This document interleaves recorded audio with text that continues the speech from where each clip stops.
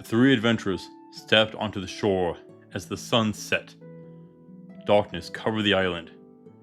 Adam looked about, but he could barely make out the trees amidst the night. As he took a step forward, something moved. It darted. A flash of light and gone. He stood still and stared as it appeared again, further away and deeper into the woods. The adventurers looked to each other and took a step towards the flickering light. Welcome to Mythical Phylogeny Adventures. I'm your guide, Jason. Today, we encounter the Will-O-The-Wisp, a real mysterious event which you need to be prepared for.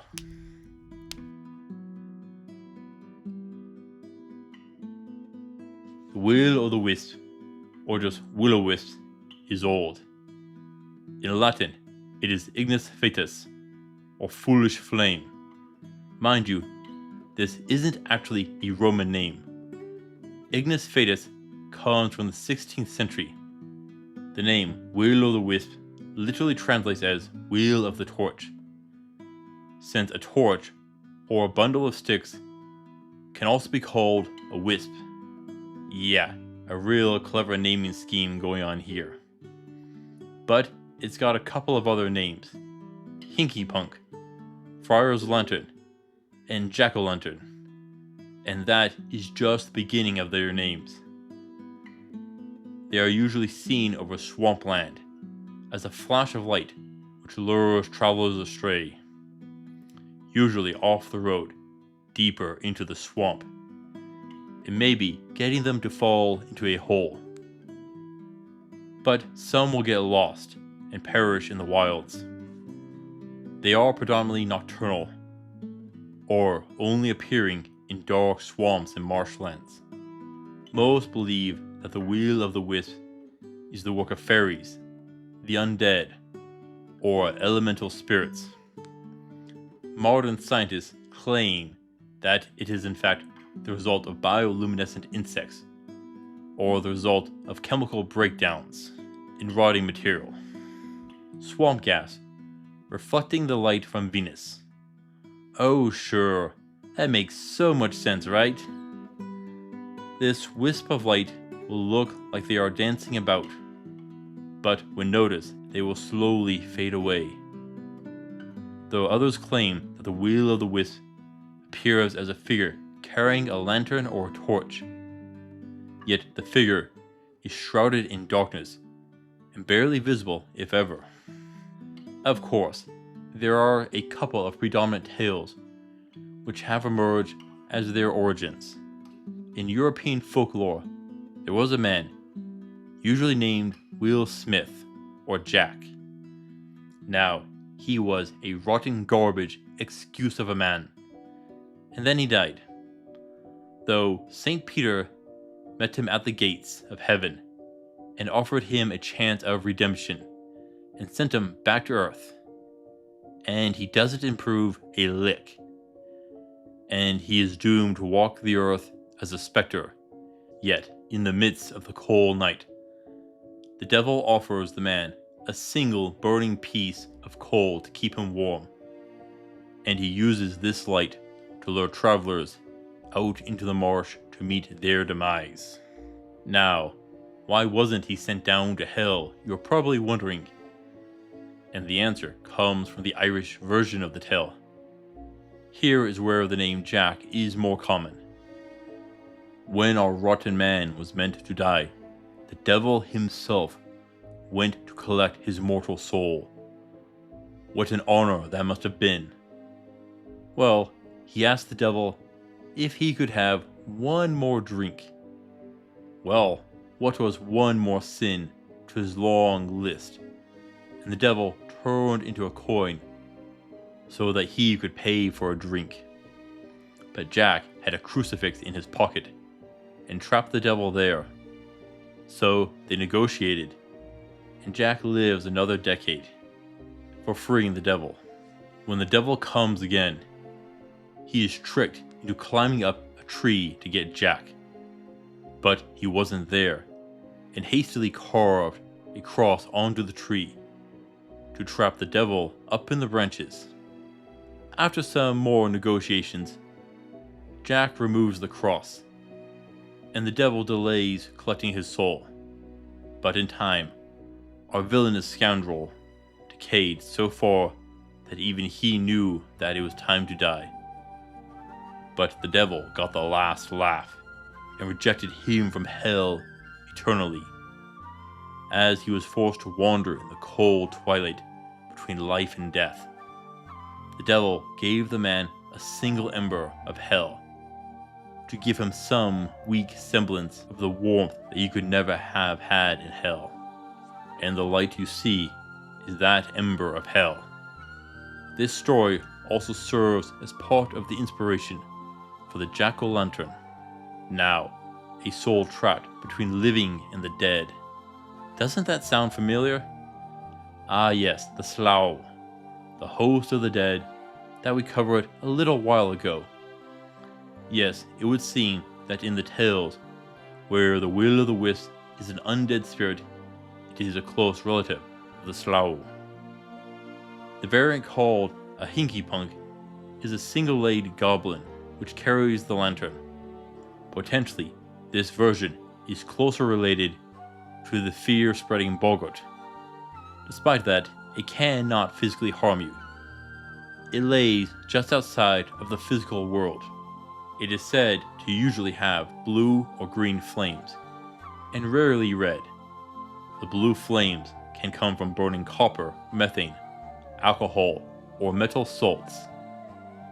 Green could be boric acid, some variants of copper compounds. As for the red, we get lithium salts mostly. Overall, it seems that these flames involve burning some variant of metal salts at times. But there is an issue. The Will-O-The-Wisp is harmless, but most forms of burning copper or metal salts are often toxic to breathe. So, it means that the flames are magical and harmless. Or if not, if you breathe the smoke, there is a chance to be dangerous. Though due to the size, potentially very little. It is possible that the toxic gas from the burning metal salts could impair your judgment, and that could be why so many get lured astray by them. Yet, that is pure speculation. Take note, there are a few mentions that the Will-O-The-Wisp can mark the location of treasure. This is a lie. Do not believe it.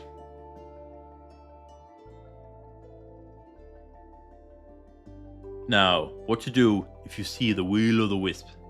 What do you do?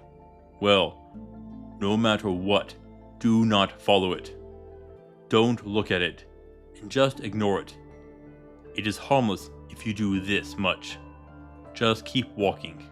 Now, it has been known to be persistent. They'll rush ahead of you and try again. Over and over, it'll try and trick you. And over, you need to ignore it. Do nothing. Keep your attention on your road. Yet, if this is a cunning one, it'll appear all on the road. Then what do? Follow the road. This will be the issue. Does the road split? Well, I take the path that they aren't on. Unless you have a map which tells you which way to go. Hopefully, you planned ahead. And that brings up an issue. What about if you are lost when you see the Will-O-The-Wisp? Well, then you have a choice. The light could be a person with a lantern who could aid you, or it could be the foolish flame. It'll be your gamble. Regardless, if you are lost and you see something that could be a person to call out for help, and they should stop. But if the light vanishes and then reappears, then you might want to avoid it. Best to just camp out for the night though. Now, it is possible for multiple of them to appear and surround you. If this happens, stay with the plan. Just keep walking ahead. Follow the road. Can you harm it? Well, not with physical attacks or elemental spells. This is a creature that straddles the physical and astral plane. But what about spells that exist on the astral plane? Psychic attacks, perhaps? Something like this might harm it, and that would be the only risk. And the only potential way it may harm you is if you breathe the smoke from its flames, and that means getting close. And if you aren't stupid, you are keeping your distance. Let's be honest, so long as you don't follow it, don't trust it, and don't go near it, the Will-O-The-Wisp is basically harmless. It is getting a 1 to 10 for difficulty. So long as you ignore it, you are pretty much safe. It actively needs your help in order for it to harm you. Don't be stupid here, and you are in no danger.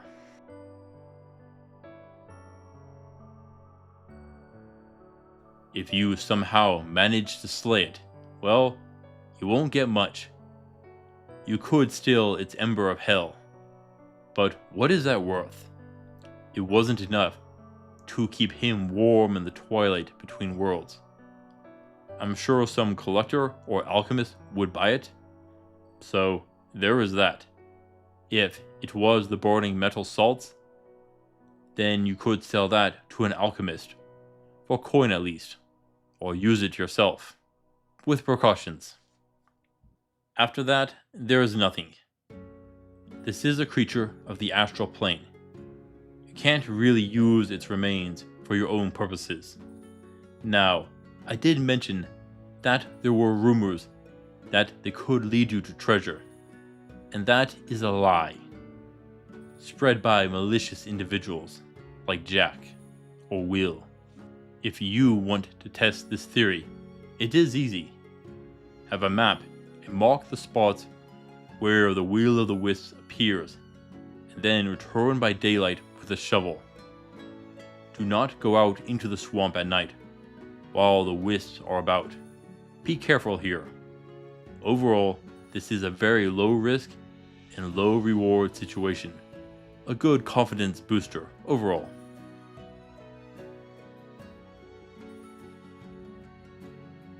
Adam stared at the light that flickered in the distance. Turning his head, he took a step, only for another to appear ahead of him. Their ranger companion stood beside him and motioned for them to follow. Clara was quick to, but Adam lingered for only a moment. They followed the ranger through the swamp. He picked out a clear path, despite the darkness around them. The Will-O-The-Wisp is a rather harmless event to see, so long as you don't follow it. They can be an odd occurrence to see, to be sure. Thank you for watching, adventurers.